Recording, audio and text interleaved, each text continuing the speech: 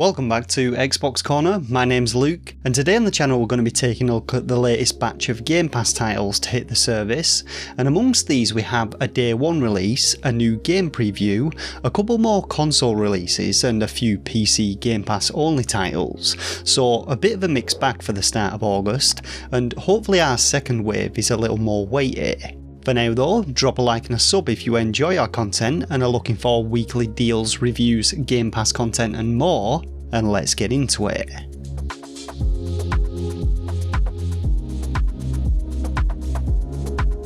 So our first new addition then is Tom Clancy's Ghost Recon Wildlands, Ubisoft's open world action adventure game, which has you tooling yourself up as an elite ghost soldier and then heading out into the Bolivian wildlands to take on a merciless drug cartel, and put an end to their plans of creating the biggest narco state in history. Now this one has been out for a fair few years and has taken quite a bit of flack for its rather ill thought out portrayal of Bolivia, but we're not here to talk politics, and I actually remember playing it on release and having a relatively good time with it, at least for a few hours anyway.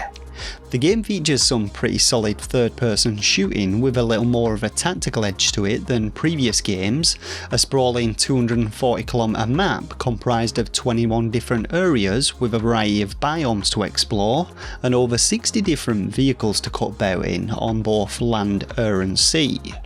Gameplay is pretty much your standard Ubisoft formula. Go somewhere, kill someone, take back outposts, infiltrate by stealth or going all guns blazing, the usual stuff. Action oriented and not very complicated, but it's a laugh playing through with friends. And there was also some competitive multiplayer when it released, though I'm not too sure how active it'll be nowadays. All in all, a pretty straightforward third-person shooter with some enjoyable co-op gameplay. So I'm not entirely sure how to plug this one to you, as I really don't know how to define it in terms of it being a game.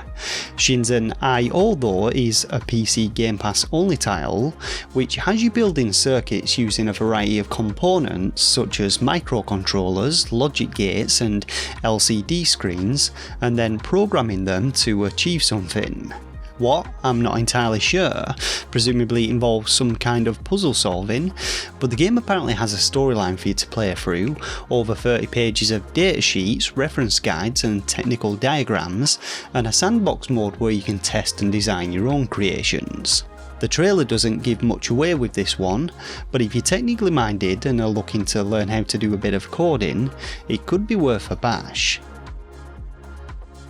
So if like me you enjoy Rocket League but aren't a footy fan, maybe golf is more your bag, and Turbo Golf Racing looks set to scratch that itch and is basically Rocket League Golf Edition. Now Alex put out an overview video of this game preview the other day and I'll link it down below, but both of us gave this one a go the other night and I have to say it was actually a lot of fun, if not a little frustrating for someone who sucked at Rocket League. The concept though is, as you might expect, use your car to knock around an oversized golf ball around a giant futuristic golf course and put it in the hole faster than your opposition.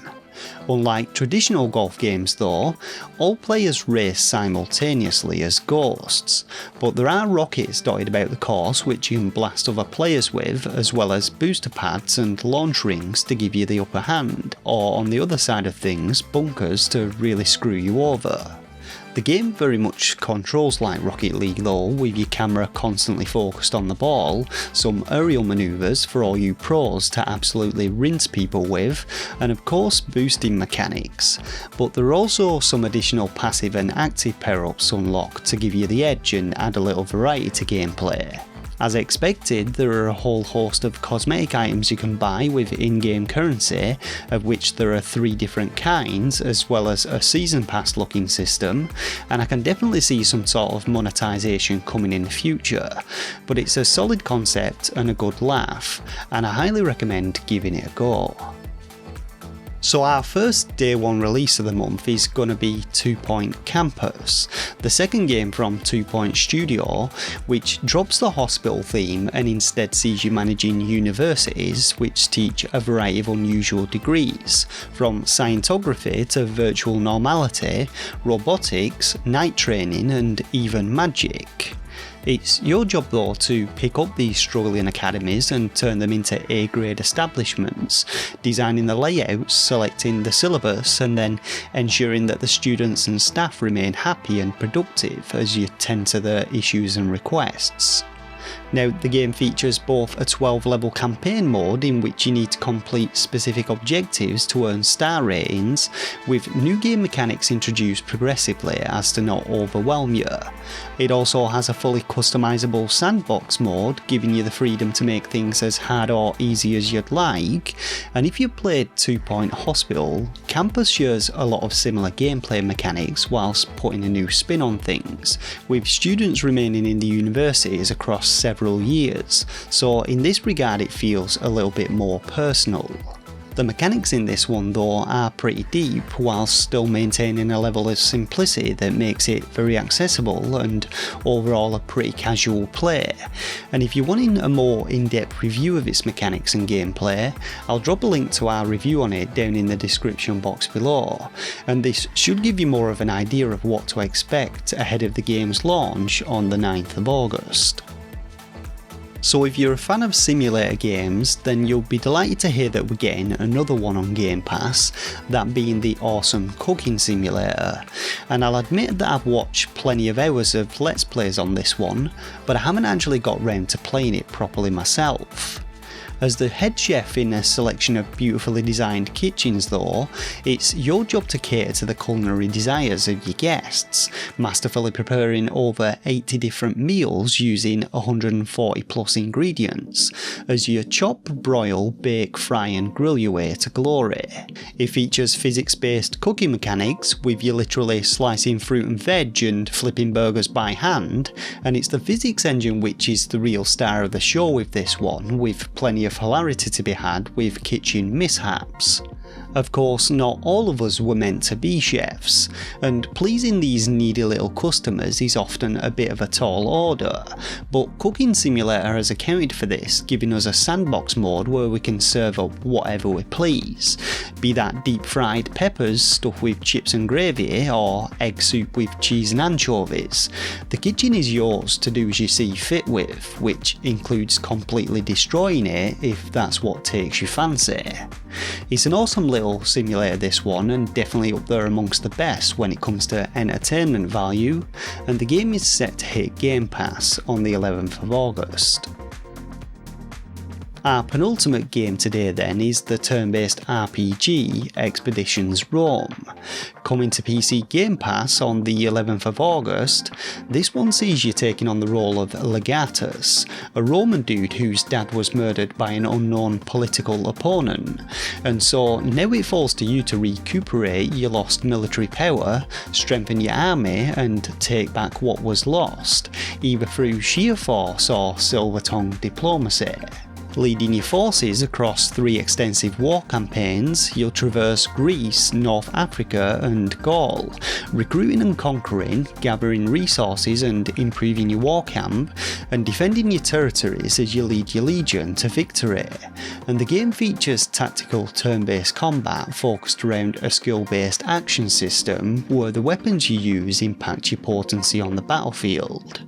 This one though looks to have more of a focus on storyline than some others in the genre, with a fully voiced narrative and long-lasting consequences to your actions. There are 5 unique companions for you to travel alongside, all with their own backstories for you to discover, and each character can be leveled to improve their skills and passive abilities, so there appears to be a decent amount of accumulative progression in this one. If you're a fan of turn-based strategies though and are a PC Game Pass player, Expeditions Rome may be one worth checking out. So topping off today's list we have our third and final PC Game Pass title with Offworld Trading Company, another strategy game but this time of the real-time variety, which sees you heading to Mars for a spot of corporate rivalry as you battle for market dominance amongst the fierce economic opposition of your competitors, each of which, just like you, has been given an opportunity to become Mars' next industrial titan. Unlike Command & Conquer or StarCraft though, you won't find any bullets or bombs here, and it's all about playing the market, buying and selling the right resources and stocks, and learning how to interact with the planet's thriving underworld. And it's an interesting new spin on the genre which you wouldn't think would work, but there are thousands of positive reviews on Steam which say otherwise. Me personally, I'm all about building an army and then demolishing my opponents through pure military might, but alongside the game's single player campaign there's also a multiplayer mode for up to 8 players, with markets fluctuating depending on which corporations each player starts with, so it should make for some interesting competition and plenty of replayability. If you're into your RTS though and are looking for something a little bit different, then why not give Offworld Trading Company a bit of a look at? And so that about does it for another week of Game Pass. So was there anything in today's lineup which tickled your fancy? Are you perhaps a little bit disappointed by this first batch of titles? And if so, what games do you want to see added to the service in future? Let us know down in the comments section below. We should of course see our second batch of titles dropping around the 20th, so be sure to subscribe for more on Game Pass, as well as regular deals, reviews and graphical comparisons. But for now, thank you all once again for watching, and I'll catch you all in the next one. Thanks everyone, take care.